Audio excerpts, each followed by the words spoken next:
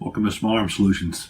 Today we're going to talk about a topic that is very near and dear to me. It has been for most of my life because I spent most of my life studying it. It was the introduction of the M16 into Vietnam. It's a very interesting story about the changes. Very misunderstood. There's a lot of misinformation that goes on out there as to what actually happened to the M16 in Vietnam. And I want to try to clear up quite a bit of those today. Obviously, I'm 43. I was not in Vietnam. I was not there. However, I've spent my career studying the development of the M16. What we're going to talk about is the mechanical issues that happened in Vietnam, not so much is what the perceptions were of the people who were there, because obviously there's many Vietnam veterans who did have issues with the M16. They don't know why they had those issues. Obviously they don't care. It fell on them in combat. That's all that they knew. But what we're going to talk about is the actual mechanical issues of what happened back then. The rifles that you're going to see here today are not exact models. Obviously they're not selective fire. But the rifles that you're going to be seeing today are semi-automatic versions of the models that the M16 evolved in, and all the parts are correct for the era. The only difference is the receivers are not real fully automatic lower receivers. Starting off, we want to talk about the early 1960s. Up until that time, all U.S. weapons were provided by U.S. government ordinances factories. For instance, Rock Island, Springfield. All of the actual rifles that the U.S. military had used have been developed in-house by the U.S. military at the government-run armories. That was one of the first parts where the M16 came in, or the AR-15 came in. Armalite, the company who actually developed it, Eugene Stoner, that was not an actual manufacturer. They were thought of themselves as more of a think tank, more of a product development, but not as the manufacturing part. As the war started to gear up a little bit in Vietnam, had advisors over there, and we had issued weapons to our South Vietnamese allies that were U.S. World War II weapons, BARs, M1 Garands, so forth. Ones that these small 70-pound, 4'10" statured people had a very difficult time with. Also, most of them were semi-automatic only. Well, the Vietnamese, the North Vietnamese and the Viet Cong were being equipped by Russia and the Soviet Union. This was the first true test of the AK-47, which is a true assault rifle. Vietnamese jungles was close quarters. It was, within 10 feet of each other, or 20 feet of each other. And the ambushes were much more precise and much more high volume due to the fact that the AK-47 was an intermediate cartridge. It was selective fire. It could lay down controlled fully automatic fire. The first American troops to arrive over there were using the M14. And it was pretty clear from the beginning that the M14 was not the rifle for the Vietnam War. It was heavy. It fired a full power cartridge. It was very difficult to control on fully automatic. For the close quarter battles that were there, it was not practical. So a new rifle came along. It was the Armalite Ar-50. It was completely introduced to the U.S. military totally against the normal procurement process. First of all, it wasn't developed there. And again, Armalite did not have the oomph or the political clout to get something seriously looked at. Realizing they did not have the clout to actually get it, they actually had sold the rights to Colt Manufacturing. Colt Manufacturing at the time was a government contractor. They had a lot of political clout, and they needed something. The M1911, they had not sold anything in since the 50s. They were looking for the next firearm that was going to keep Colt's doors open. They saw the AR-15, they saw the potential, they gambled on it. The first person to really look at it seriously was General Curtis LeMay, realizing he wanted to replace the existing stocks of Air Force weapons, the M1 carbines and so forth, with a new rifle. They had a little shooting get together at one of his ranches and did some demonstrations on some watermelons that was quite legendary, and he ordered them on the spot. Well, the procurement process mostly was the U.S. Army had to be the ones who actually had to test the weapons. And the U.S. Army did not want the AR-15 for several reasons. First and foremost, it was designed by a private firm. It was not designed by the U.S. government. At the time, they were pushing out M14s with U.S. government arsenals. So you can imagine there was a lot of political issues there. You had guys who wanted to keep the armories open, officers who were in charge. There was a lot of careers at stake. And also you had the people who were, I would want to say, they were so entrenched in tradition that to them a true weapon is going to be steel, it's going to be 30 caliber, it's going to be a full power cartridge. So you had a couple things that went against the AR-15. The Air Force got pretty upset because they had requested the Army to test the rifle, and the Army said no, that the Army had no use for such a weapon. It was forced, but it took up to 3 times before they actually had to answer for why they were boycotting the Armalite rifle, or called the Colt rifle at the time. So they did actually get some tests to go through. The first rifles were bought by the Air Force, and they were the Model 01 or 601. You see here would be the first rifle that was put out by Colt. The original AR-15, as it was sold to Colt, it was not as a finalized product. Gene Stoner said that himself. The 5.56 millimeter cartridge and the AR-15 were developed together, the cartridge and the weapon as a system. Once Colt got it, they did make some changes to them. Also keep in mind that Colt back then, Colt's manufacturing was very different from the Colt today. Back in those days, actually going probably from the 60s right through the late 90s to really early 2000, Colt was a mecca at some of the finest engineers in the world. They were a leading arms maker for product development. Putting out new products was a mandate from them. There was no complacency. The M16, it was a gamble for them. So they took the initial design and they made some changes to it. And what you see here is basically a semi-automatic only version of what was sold. We're going to take a look at this rifle from butt to muzzle. The first Model 01s that went actually had green furniture. It had a green stock pistol grip and handguards, and it had the flash suppressor was called a duckbill type. It's a little bit different than what you see here. For the most part, other than the color of the stocks and the muzzle device, this rifle was identical. Before I get too much into the differences for the rifle, there is some required reading if you are really interested in the M16 in its early days. The most definitive study is Clutch Grade Publications' book Black Rifle. This gives you a very good in-depth look at what the actual issues were in Vietnam. Another one which is not really very much available, but it is the nitty-gritty of exactly what happened. This was the meeting notes or the transcripts from the actual special subcommittee hearing on the M16 program in 1968. This was where the Army was called out on their complete failure to run this program properly and provide the soldier with a proper rifle. Another book is called The Great Rifle Controversy. It's out of print, but it's an excellent book that talks about the U.S. military weapons for the ultimate infantry rifle from World War II right up to the Vietnam era.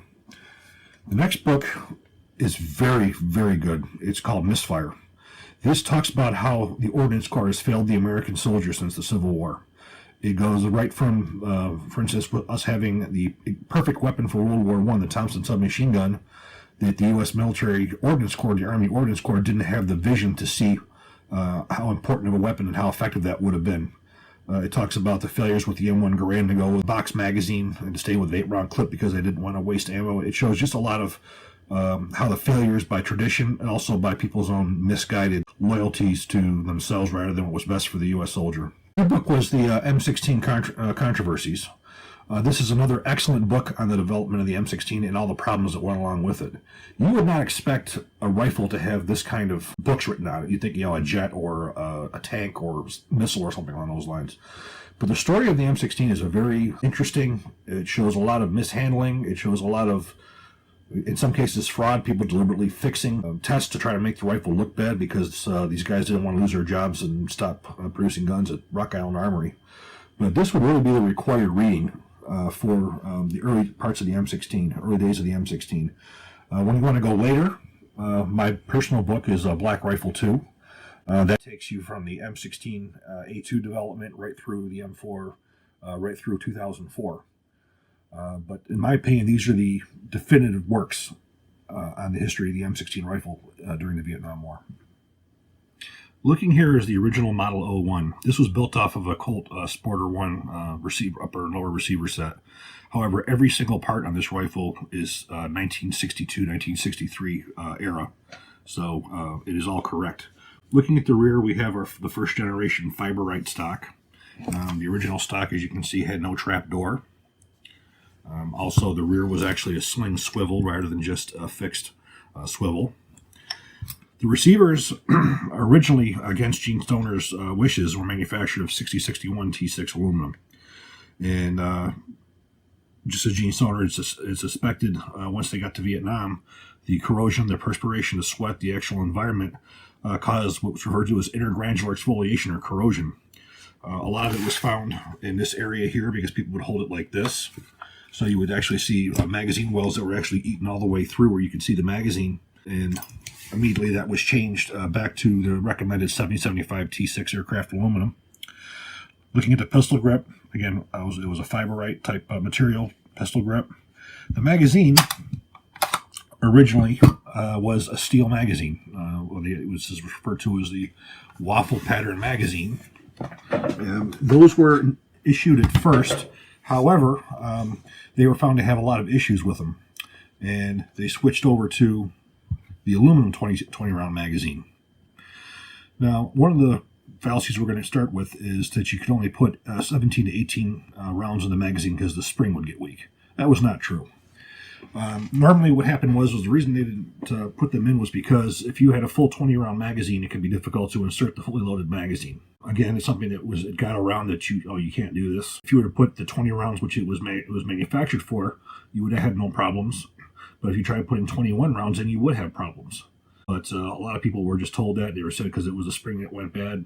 That's what was told, but from an actual mechanical standpoint, that was not the case. You see people today with the 30-round magazines only putting 29 rounds in them because of that same fact that if you have to reload a magazine on a closed bolt, you need to have that extra spring tension in there so it'll just pop in. So that's one of the first fallacies that we're going to get through. Getting back to the rifle, you'll see that there was no fence around here. The main difference between this receiver and the actual one is the actual one had a removable front pivot pin that popped right out. This is the original ejection port cover. This was not nearly as durable as what we had there. And the next thing was the actual charging handle itself. The first charging handle was quite different from the original, or the one we have right now.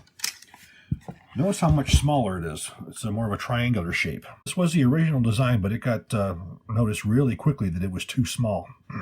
People's hands were slipping off of it, so it was changed. Again, we had a carrying handle. The original one did not have this type of a descent. The reason why they went with this, where you actually had to use a projectile to move it, they wanted a sight that was not easily changed. So somebody could be fiddling around with it and just rotating it and taking it out of zero. This made it where you had to very deliberately have to stick a bullet in there to actually rotate the sight to make adjustments. So this was actually done to make it a little more difficult, so it would only be zeroed at the time that it needed to be, and it wouldn't be changed. An actual chrome-plated bolt carrier. We're going to go over that in a few minutes. We actually have a rounded off slip ring. The Delta ring came later. That's the one that was actually canted. We had triangular shaped handguards. And we actually had I believe this was the actual milled front sight base rather than the forged that we use today. It came out of a forging. And we have the 3-prong flash suppressor. Now when we look over here, you're going to see that there's actually a 12 there. Well, that indicates this was a 1 in 12-inch twist barrel. The early AR-15s had a 1 in 14-inch twist. The problem was when the rifle was tested in the Arctic, they found that the M196 tracer would not stabilize with the 1 turn in 14-inch, so they switched to the 1 in 12. Now, this is the original barrel that caused much of the problems in Vietnam. This was a steel barrel. There was no chrome plating into it. Okay, now on the left side, you will see the original bolt catch. Notice this is very difficult to try to actuate by hand to lock the bolt open. It was very difficult. So this was something that was pretty quickly changed. You also notice that there is a dimple in between, inside the selector lever. This had to do with the actual manufacturing process, and that same dimple would be on the rear takedown pin. Now we're going to take a look at the bolt carrier grip itself. The original bolt carrier was actually chrome-plated. The original AR-10s were like that. That was done for several reasons. First, the chrome is corrosion resistant. Second is it's very easy to clean. And third is when chrome heats up, it has some lubricious properties to it, which makes it feed more reliable and the parts moving together more reliable. You notice that there's no forward assist notches on here. Again, this was prior to the introduction of the XM16E1. They were staked in place, but you'll notice that there were just 2 pin punches. It's different than they do it today. And the bolt itself was chrome-plated as well. I don't know if we can get this on camera or not, but you'll see there's an acid-etched MP on here. That refers to this bolt and barrel was proof tested with a 70,000 PSI proof cartridge, and then it was magnetic particle inspected, and that was the proof marks on the bolt that stated that it was MP, that was done to it. We're going to actually disassemble it now. Using a projectile tip, you push inward on the pin, And you'll notice on here that this pin is actually a machine pin. It's not like the cotter pin that we see today. This was excellent. It was, unfortunately, it was very expensive, and that was one of the reasons for its demise. This also is the original firing pin. I want you to pay attention to the fact that how large this is in the rear here, as well as the front.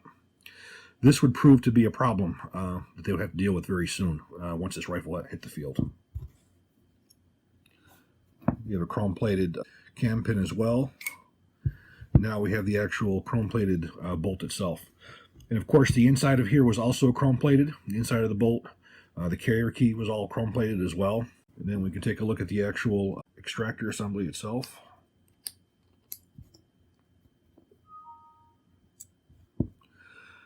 You also notice there is no buffer inside of the extractor at the time. So those were issues that were looked at later on. But this was actually the original bolt carrier group. In theory, it looks about the same as it does now, but as we're going to go through the M16A1, we're going to see how that actually does change. The Army had also procured the rifle as well, except they had some changes that they wanted made. Some of them carried over to the Air Force. The first things we're going to take a look at is from the outside. Same stock assembly, same pistol grip. The issue with the front pivot pin being removable was a problem. It would be lost, and once it was lost, the rifle was unusable. So they actually put in I'm going to call it a boss here, with a captive front pivot pin. So that was one of the first changes that were made. Also, the Army wanted to have a forward bolt assist. This is a very controversial change, in my opinion, still is to the day. The rifle was designed by Gene Stoner not to need an external link. If you look at some of the modern AR-10s, you'll see they don't have forward assist either. The original AR-10 was against it. They were against having it. And when you actually read into the minutes from the I-Corps congressional hearing, you'll see that Stoner recommended against it. He felt that it would cause more problems than it would actually fix. And it also added about $3 at the time of cost to the actual rifle. The whole purpose of the forward bolt assist was if the bolt itself didn't actually lock, you'd be able to push forward. I'll show you that a little bit better. We'll unlock it. That actually would force the bolt closed. Now, the last thing that you want to do if the bolt it fails to lock on its own is to force it in. Especially back in those days, you would have a reason for it. So you jam a cartridge into the chamber, you're asking for much more problems, failures to extract. That tells you there's something inside there. There's some kind of obstruction. You want to get it out of there. The Army basically put this on for more of a psychological need than it did any kind of a mechanical need. I can tell you, I fired well over 1 million rounds over my life, well over 1 million rounds out of these rifles, and I've never once had a mechanical failure that would solve. In later years, people put this into their doctrine for checking if it was loaded. They would, check to make sure if there's a round in there, then they would slap it forward or whatever. That was created later. But again, I'm not going to talk about the training aspects of the gun. I'm talking about from the actual mechanical standpoint itself. The forward assist was a mistake. It was something that the Army wanted. The Air Force fought that for quite some time. We're going to look at that in a little bit as well. The barrel was the same. Everything else was the same. This model here, all the components you see here, came from a 1965 era. It would have been the configuration the rifle was when it first went into Vietnam. First time this rifle was used in battle was the Battle of the Ia Valley in 1965. That was the first time that an American unit armed with this rifle encountered enemy resistance, regular North Vietnamese Army. I had the opportunity to interview Lieutenant General Hal Moore during a project I did for the U.S. government, and I asked him what he thought of this rifle, especially back then. He thought that this rifle was part of the reason that they were able to get through it. Obviously, the real winner was all the Air Force and the artillery and all that, but on the ground, with the close quarter battle that they have, everything was so close, the M14 would not have been suitable for that. He had said that the rifles worked very well. They didn't have any extensive problems at all in the Battle of the Ia Valley. The only problem he could have had was excessive operation without maintenance, due to the fact that it was 3 days and 4 nights or 2 days and 3 nights. It was just constant fighting. This rifle also worked so well that it caused General Westmoreland to say that he wanted every ground element in Vietnam to be equipped with it. That's what got the original one-time buy, which we're going to talk about in a bit as well. For as far as the malfunctions were concerned, yeah, they didn't really have them because the rifles that they received, especially during the Battle of the Ia Valley, they didn't go to Vietnam with those weapons. They trained with the M14s back at Fort Benning. When they got to Vietnam, they were issued these rifles. They had no real training on them. They were using the original ammunition that the rifle was designed for, and the rifles weren't in country long enough to have any corrosion issues. It wasn't until later on, when the rifles went into production, and they were in Vietnam longer, they were exposed to the elements, where a lot of these other issues had come out. But the XM16A1 is probably my favorite rifle. Again, on this rifle and the one you saw prior to there, you'll see several of the original components that were changed later on to make this rifle the durable and reliable rifle that it's known for today. The XM16E1 evolved into the M16A1. The M16A1 is the cumulative rifle with all the lessons learned and all the problems that the early XM16 and the original AR-15 had. This was probably around 1968, in that area, when the M16A1s came out. Again, this one here was an XM, meaning it was not yet type classified as a weapon yet. It was still experimental. The M16A1 went into production. The Air Force still had their own version, which we'll go to in a minute. But what we're going to talk about right now is the actual differences, what caused the malfunctions, and how they were solved. And this literally will go from butt to muzzle on what some of the actual changes that were. We're not going to go into the actual problems in Vietnam, what actually happened mechanically to the rifles. Where we're going to start is, first and foremost, is ammunition. When the rifle was developed, it was developed as a weapon system. You had a particular barrel, you had a particular gas port location, you had a particular spring guide, you had everything was around the 5.56 millimeter projectile that was loaded with the IMR powder, or a extruded propellant, or if you want to call it stick powder. Cyclic rate was generally around 800 to 900 rounds, or 700 to 800 rounds a minute. And that was the ammunition that the rifle was tested with. It worked properly with. There was no issues with. And again, I will tell you that Gene Stoner had said when he testified that that was the preliminary cartridge. It wasn't the finalized version. Well, right around the 66, 67 area, the U.S. government decided they were going to change propellants. They were having some difficulty getting the quantities of ammunition that they wanted from Remington. Remington was the original developer of the ammunition along with Stoner. They had problems duplicating the propellant and doing it in the quantities. So the U.S. government, without any consultation with Colt or with Gene Stoner, went to the old stockpiles of World War II ball propellant. And they went to load the ammunition with ball propellant. Well, they were able to reach the exact necessary, 55,000 psi chamber pressure. However, they found when they fired it that the port pressures were quite different. The port pressures were much sharper, which means that the cyclic rate was increased significantly. And what that means is the entire timing of the rifle was thrown off. Again, with the original propellant, you had from the time the projectile fired to the time the projectile reached the gas port, where you actually had the proper peak of the propellant. And then you had the plug time or the dwell time between the gas port and the muzzle. And all that worked out the actual timing, which allowed the round to fire, the bullets enter the atmosphere, the pressures to drop in the chamber, so the cartridge case could contract back into place, and the bolt could unlock, extract, and eject that cartridge case. Well, with the ball propellant, it sped that entire sequence up. So what's happening was the bolt was trying to unlock and extract a cartridge case that was still contracted.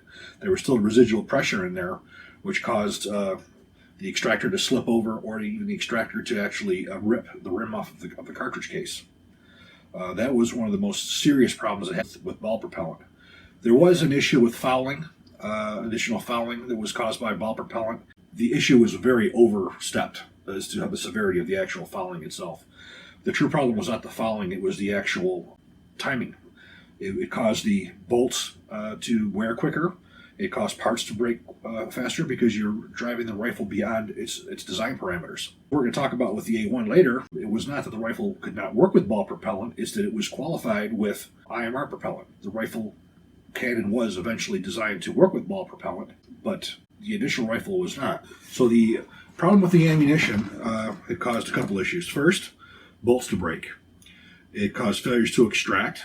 It had also what's called bolt carrier bounce. What bolt carrier bounce is when the rifle is placed in automatic, the bolt carrier group is moved rearward. The auto sear tips back, and the hammer is actually caught by the automatic sear. So the bolt carrier reaches its full rearward motion, and then the spring, recoil spring or action spring, starts pushing the bolt forward.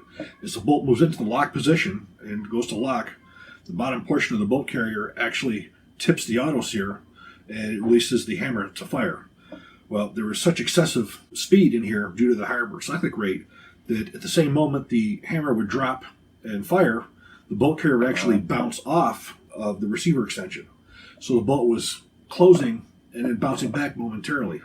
At that point, the hammer would follow, and the hammer would ride the firing pin forward until the bolt locked. There wasn't enough energy to set the primer off in the cartridge case. So what that did is that induced a malfunction. So you had to open, get that round out of there and fire again. And again, a similar thing would happen. And it would get even worse as the rifle would wear, because when you would have the gas port erosion, it would allow more gas in, and that also would speed the rifle up. So you took a rifle here that was designed to fire around 700 to 800 rounds a minute, and you're boosting up 950 to over 1,000 rounds a minute. And all that wreaked havoc with the actual timing of the mechanism. This was a problem that the Ordnance Corps was aware of. In fact, Colt's Patent Fire Manufacturing had told them when they received the new ammunition with ball propellant that they could not meet the cyclic rate limits, that it was always too high. So the Army knew that this was a problem. So what they told them to do was to qualify it with the original ammunition so they could actually make the shipments. So knowingly that the ammunition that they were using in Vietnam was this ball propellant, and the rifle was not compatible with it, the Army still made the decision to test the rifles with one type of ammunition and then feed them a different kind of ammunition in Vietnam. So what we're going to talk about was some of the changes that went into that. The first issue had to do with the bolt carrier bounce itself. The original rifle used what's called a spring guide. Much like a pistol, you just have a guide that holds the spring, action spring or recoil spring in alignment. That's really all this was, because the weights and everything were balanced with that original M193 ball, or 5.56 millimeter with the IMR propellant. Well, to stop the bolt carrier bounce, its actual buffer was used to replace that. This has actually 5 weights. You can hear that. And what this did was, when the bolt would come back, as it would move forward, all the weights would all catch, and it would actually halt the bolt from being able to bounce back. This actually stopped the issue with the bolt carrier bounce. That was the first issue. The next issue had to do with the bolts themselves. Due to the higher cyclic rate, the actual bolts were actually breaking.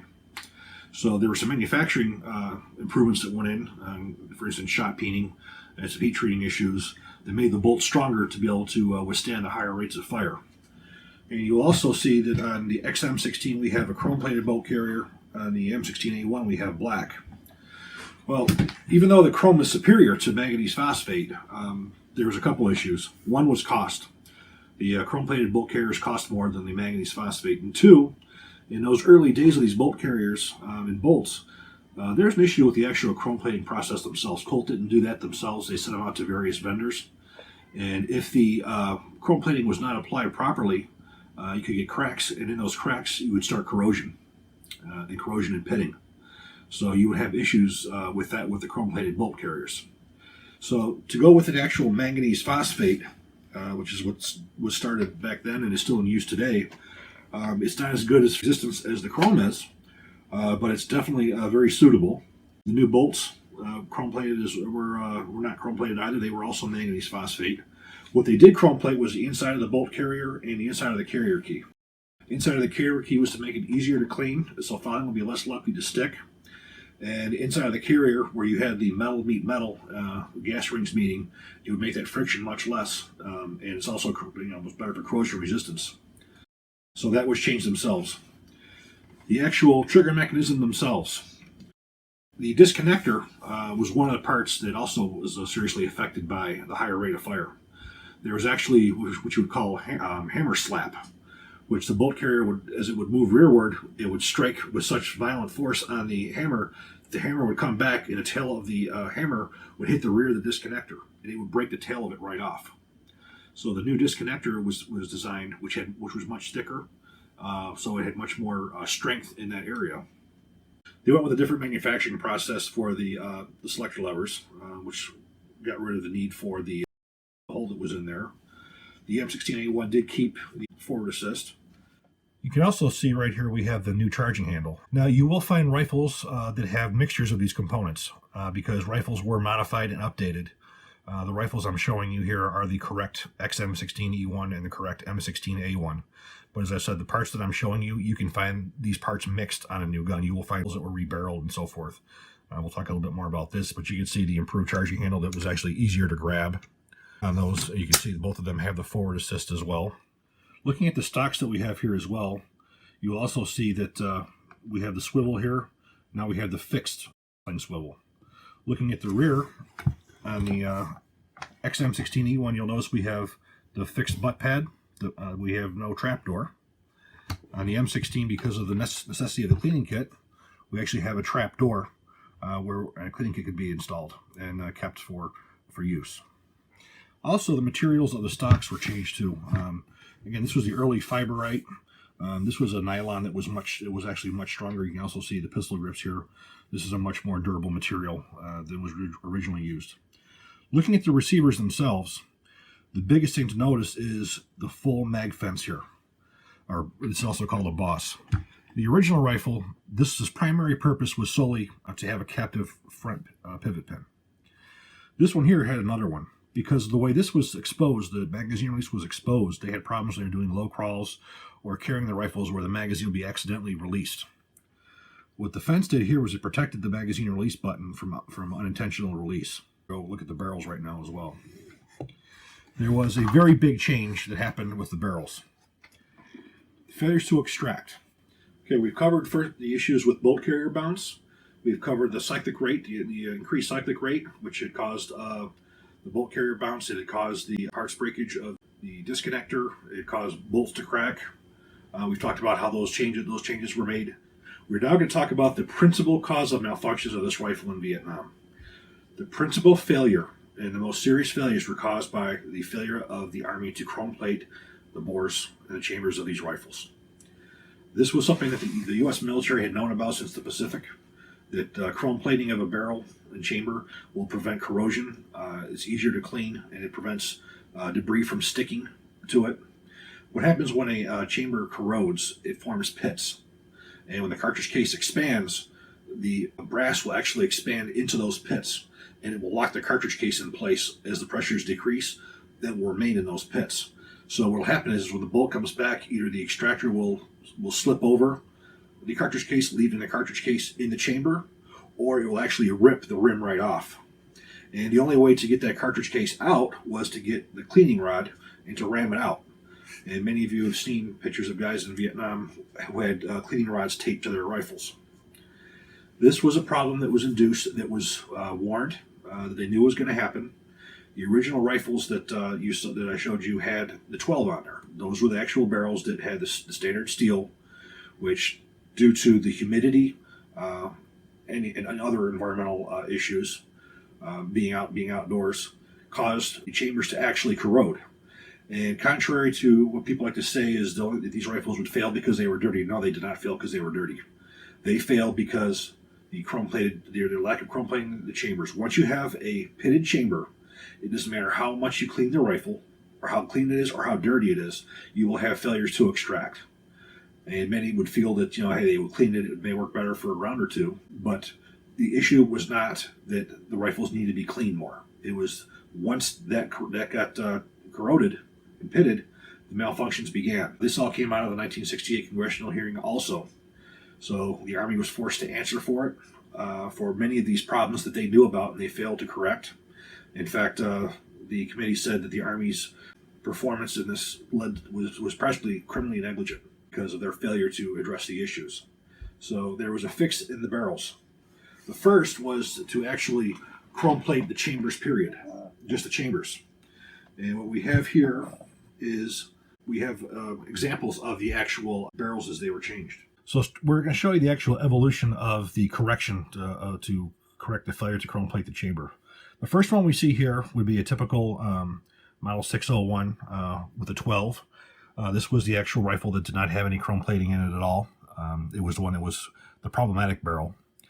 The next one you'll see CMPC. Well, C is for Colt, MP is for magnetic particle and proof tested, and C is for chrome chamber only.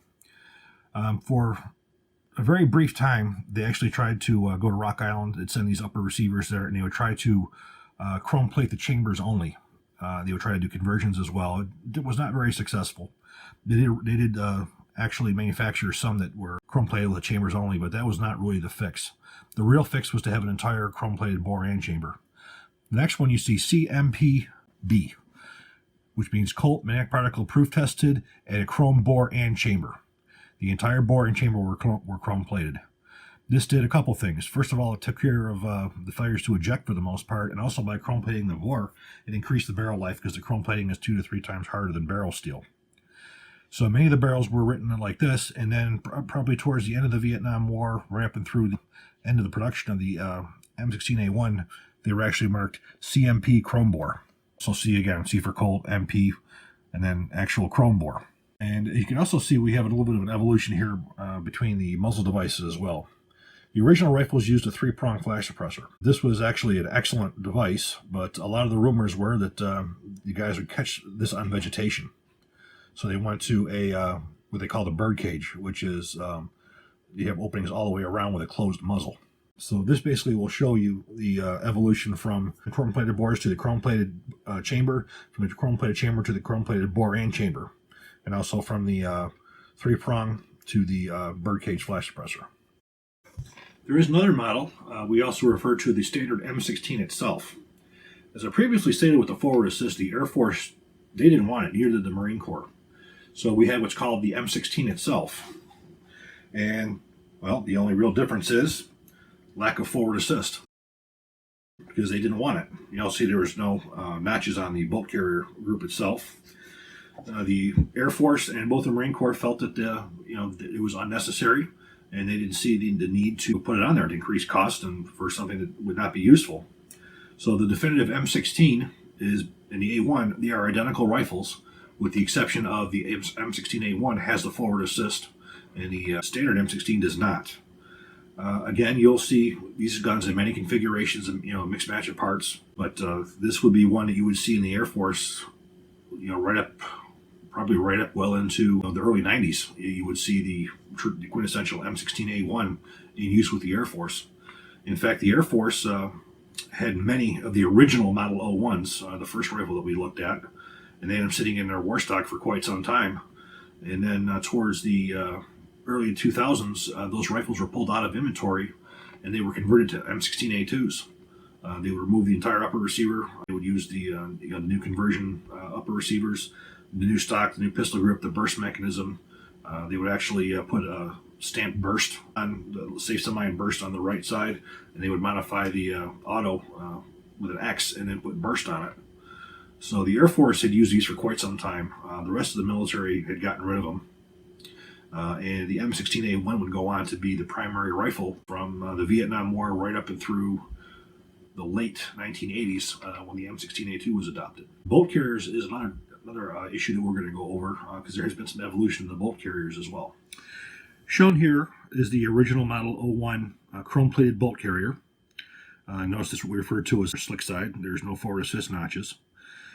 This one had been issued mostly Air Force, and identical to it is the XM16E1, which is also chrome-plated, but you will notice that there's actual forward assist notches.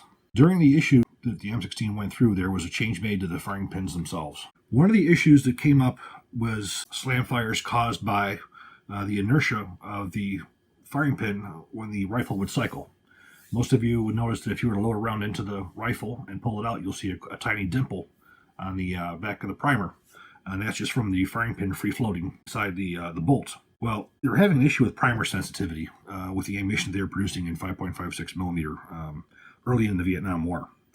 And what's happening was that primer sensitivity was so bad that this original firing pin would actually fire when the bolt would close, slam fires. The slam fires were not safe by no means. It also had caused malfunctions. And it was a far easier for the military to address the firing pin than it was the primer sensitivity. So to lighten the firing pin, as you can see, from the original to the standard, the significant amount of material that was removed. And once they got this down, the issue with fire pretty much went away. However, over the intervening years, the primer sensitivity issue was corrected, and the ammunition was made properly. However, these firing pins, when they were replaced or retrofitted, these were supposed to be destroyed, so they would not find their way in any other rifles because of the problem. There was a retrofit pretty much immediately of firing pins and of the new buffers that were issued, along with the changing of the barrels as well. So if you were ever to see these in a rifle today that you're firing, these need to be removed. You're risking a safety issue as well. And this went for both the early rifles as well as the XM16E1s. Also, the early rifles used a machined firing pin retaining pin. Very, very high quality, yet very expensive. In fact, today you can still see there's a couple manufacturers who have brought them back because they are very nice quality, but they were very expensive for what it needed to do. The switchover went to the current cotter pin design, which is in use today.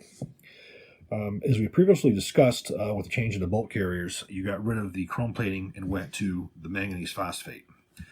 Right here shows an Air Force carrier, which you can see is the same carrier with a manganese phosphate finish on it. This carrier had a very short life. Due to the fact that it was not interchangeable with the M16A1, as we see over here with the forward assist notches. The U.S. government did not want to order two different components that were basically identical and have one of them that wouldn't work in the other. By stopping production of the M16 bolt carrier and only buying the M16A1 one, they could use this one in both rifles. The forward assist notches wouldn't matter in the slick side receiver of the Air Force guns, but it would work in the Army's rifles. So these were basically both phased out, and this one became used for all of them. So you'll see original M16 rifles and later production M16 rifles with this bolt carrier in it. So again, we stated before, but I'm going to reiterate again, the changes that I'm showing you right now were not ones that were carried across the board at the same time. New production rifles were made the way that I showed you. The rifles in the field were changed. The changes discussed here were basically for brand new rifles. The actual retrofits were however the Army could actually do them. Whether they sent buffers and buffer spring replacements out to the guys in the field, or they changed the firing pins in the field. The other major issue that was dealt with and also came out of the congressional hearings was weapons maintenance. Due to the fact that the original time buy was only supposed to be, a one-time buy, the Army, in its infinite wisdom, decided they were not going to procure cleaning kits. The rifles were touted as self-cleaning rifles. Now, it doesn't matter what kind of a rifle or machine gun or whatever it is, everything needs maintenance. Nothing will work forever without any kind of maintenance, whether it's an AK-47 or an M16. Soldiers were not receiving cleaning kits. There was no 22 caliber cleaning kits in Vietnam. So soldiers would have their parents send them 22 caliber cleaning kits they would get in sporting goods shops and send them over to their guys in Vietnam. Lubricant was another issue. There was no proper lubricant for these rifles. It wasn't until the congressional hearings where they had found out that these weapons were in such dismay, Colt had sent a team of guys over to Vietnam to see the condition of these rifles when they're having all these malfunctions. And Mr. Ito, his name was Ito, he said he would look down bores and he couldn't even see daylight because of all the corrosion and how the rifles, the parts were just so gunked together. That really showed there was a real lack of weapons maintenance to begin with, and it all started with not having proper cleaning kits. So the cleanup did begin around 1967 or so, 68. A cleaning kit was actually designed and issued. The most important parts was the actual chamber brush itself. So the purpose of having the trap door was to be able to have the cleaning kit. And this was the cleaning kit that came out of the congressional hearings with the proper tools to actually clean this rifle. Again, we have patches CLP. Again, this was the CLP was later on towards the 80s and 90s, as well as early into the 2000s. This was garbage. This was actually a Teflon base that caused a lot of problems. So this was not something I'd recommend anybody use at this point. But this was, at the time the rifle was out in the 80s, this was what was used. An actual all-purpose brush, 4-position rod segment with handle, an actual bore brush itself, slotted tip, and most importantly, the chamber brush. This chamber brush was one of the most significant tools for cleaning the M16 rifle.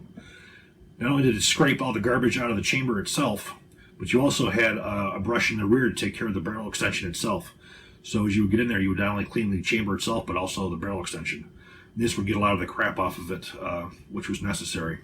The bore brush, it would get all the fouling, the gunpowder residue out of the barrel. During the Vietnam War, you had something that was called LSA, or lubricant small arms. It was a basic Korean era lubricant, had a whitish color to it. It was not very good. The operating characteristics of the M16, you actually have heat that's inside the carrier itself. That stuff would burn off rather quick. There was also a controversy of lubricants early in the Vietnam War as well. I believe one of them was called Slick Side, which was one of the ones there was a problem, but guys were getting anything they could get their hands on. They were using motor oil. But once the cleanup began, the barrels were both chrome-lined bores and chambers. The firing pins were changed. The trigger assembly was beefed up. The bolts were improved. Now the rifle was actually designed to work with ball propellant. And those two encountered a complete M16A1 rifle with all the improvements. Very little people had any problems after 1968, 1969. The problems pretty much had gone away. So just to recap what the actual issues were, contrary to popular belief, number one was a change in ammunition. It caused the rifle to get its timing thrown off, which caused bolts to try to open too soon before the cartridge case was actually contracted enough or easily removed. Most important problem was the failure to chrome plate the chamber. The corrosion in the pitting is what caused all the major failures in Vietnam, which is what caused the cartridge cases to stick, which required the actual cleaning rods to be used to knock them out. The bolt itself, having been shot peened and having some metallurgical issues corrected, stopped the bolts from breaking. The issuing of the cleaning kit and actual training on how to maintain the rifle, that was another one of the more significant changes. But what the real true lesson was here is you never develop a rifle in the field. The M16 was rushed into service. It did not go through a proper development process, even though Secretary of Defense McNamara ordered the Army's Ordnance Corps to take that rifle, get it ready for deploy to our troops, and get them a working rifle. The Army did not follow that order. They fought tooth and nail. They thought that their end would justify the means, and all the issues of not correcting problems, they felt the rifle would fail, and then they would go back to their trusty M14 to find that the M16 was truly the rifle for Vietnam. It was the perfect rifle for the Vietnam War. Our small-statured Vietnamese allies liked it. Our special forces who first had it loved it. The rifle was introduced outside of the normal procurement process. It had its fans. It fought its way with the Army. The Army failed to run it through a proper development process, rushed it into Vietnam, didn't give the troops the proper tools, approved a propellant that was against the wishes of, or the advisement of both the designer, Gene Stoner, as well as Colt. They had all the documentation that showed that the propellant was going to have adverse effects on the rifle. They ignored it. The fallacy about how the rifle got a little bit of dirt on it, it would not work. I have seen videos. In fact, I'm sort of sorry to say I was part of a video that was done by a British film crew. It was called The Greatest Military Clashes. I had spent significant time with this film crew explaining to them what actually happened in Vietnam mechanically to these rifles. Well, they went and got some Vietnam veterans, infantry guys, and they basically told them that we want to hear about malfunctions. Well, evidently these guys didn't really know of any, so they made some up. And the stuff that they made up was just completely ridiculous. The one gentleman said that he was digging a hole or something like that. He had the rifle sitting with its right side up. He got a little bit of dirt on it, and then somebody opened up from a tree line, and he pulled a trigger and it just went click. Now, people, please. The only way that a gun is going to go click is, one, if you didn't load it, and two, is if you had a dud round. So any dirt that you're going to put on top of that is not going to affect the actual firing. So a lot of people who talk about it, who are asked for malfunctions, this stuff makes no mechanical sense. Again, I know the malfunctions did happen.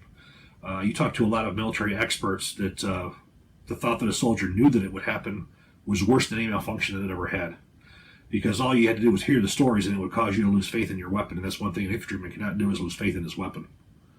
So, did the weapon have problems? Yes. Were they as widely distributed, and did they happen as widely? According to all the documentation after action reports that I read, it did not. It did happen. There were mechanical reasons for it. It wasn't a lot of the popular things that you hear about the rifle just needing to be cleaned all the time. I personally have fired over 1,000 rounds out of one of these without cleaning. The Army considers a battle 300 rounds. If a rifle can fire 300 rounds without cleaning, and these do that in flying colors. Most malfunctions that the rifle would experience would be due to a bad magazine or a magazine with bent feed lips, which is another interesting fact that these aluminum magazines were not designed to be used over and over and over and over. The aluminum design magazine was designed by Armalite to be a throwaway magazine. The magazines would be issued with a full 20 rounds in them, and then they would be used and then discarded. And due to lack of supply, that wasn't what happened. They kept reloading them time after time, and the magazine feed lips would bend. That would also cause malfunctions as well. Again, using it for something it wasn't designed for. Magazines are considered a disposable commodity in the military. They're replaceable, which was another issue that happened over there as well. I hope you find this video very interesting because, oddly enough, that all this that happened back in the 60s is still relevant today. You still have people who are saying a lot of the same things about the rifle. There's a lot of misinformation of what happened. Coming from this angle, I'm telling you about the actual mechanical issues. Mechanical issues aren't really up for interpretation. If something malfunctions, what causes it to malfunction? That's a mechanical issue. That's what we really wanted to explore here. And we wanted to explore also how not to run a weapons program. How you actually select a rifle, and then from that point, you run it through a development, you work out all the kinks, and then you deploy it. This rifle just did not have that luxury. The war in Vietnam escalated very, very quickly. And they had rifles that had XMs instead of Ms, meaning experimental instead of actually models. These were pre-technical data package rifles. The XM16 and the Model 01s did not have even a TDP for them at the time. The M16A1 was the first one to be type classified, where there's actually a technical data package for development. This rifle did have issues, as we said. Were they as serious as some people like to play them up? I don't believe so. I believe that it damaged morale more than it did anything else with it. It did do one thing that was very interesting. It was the last nail in the coffin for the U.S. Army Ordnance Corps. After one too many failures of the U.S. soldiers, Secretary of Defense McNamara shut down Rock Island Armory. The M14 enjoyed an entire 6 years of service life, which is the shortest of any U.S. military small arm. After the M16 was finally adopted for the U.S. military, all the production of the M14 ceased within those 6 years, and that also had the closing of both Rock Island and Springfield armories and the total disbanding of Ordnance Corps. And from that point forward, every U.S. military small arm future was designed by a private company, not by the U.S. Army. And this was a very good move because it brought the impartiality into it. You wouldn't think it would be a good idea to have a Secretary of Defense to tell the Army what rifle that they need. But in this case, he knew better than what they did. He knew that this was a different kind of a war, that there was new technology. Perhaps him being an executive at Ford Motor Company had a lot to do with his understanding of the process. He saw the infighting, and he was brought into it. And it was certainly one of his finer moments of his career. Regardless of the rocky start in the 60s, this rifle has gone on to be the most manufactured 5.56 millimeter in the world. And even as of today, its M4 variants equip the most elite military in the world, our special forces. It's used by special forces all over the world. Whoever thought that this rifle, was the Army destined to destroy in the early 60s, would still be here in 2016. Perhaps that's a tribute to Gene Stoner and his ability to see the future, his ability to take modern practices and to develop higher tech weapons. He had that vision where the U.S. military did not. Or perhaps it goes to Colt in the early days, Colt's Manufacturing, Colt's Patent Fires Manufacturing Company, Colt Industries. Perhaps it had to do with their ability to continually to modify and improve the rifle to keep it up with the modern warfare. And to this day, it is a testament to the weapon system itself, where you have many, many companies who've designed and evolved and turned it into the most popular rifle in the United States, to have adaptability and have a diversity that no other weapon in history has ever had. But it's sure to be, we're going to see this rifle in many years to come throughout the world. I know many of you are wondering, well, where's the shooting? Well, to be honest with you, these top two rifles here are made from original parts from the 1960s, early 60s. They're more of my collector's items. I really don't want to fire them. The only one here that I would fire is the A1, but I don't think that would really be too exciting. This video was primarily on the issues that happened, not really to be covered at the range, but to be covered more of a, if you want to call it a classroom setting. I hope you enjoyed this very long video, and if you do, please click like and please subscribe. Thank you.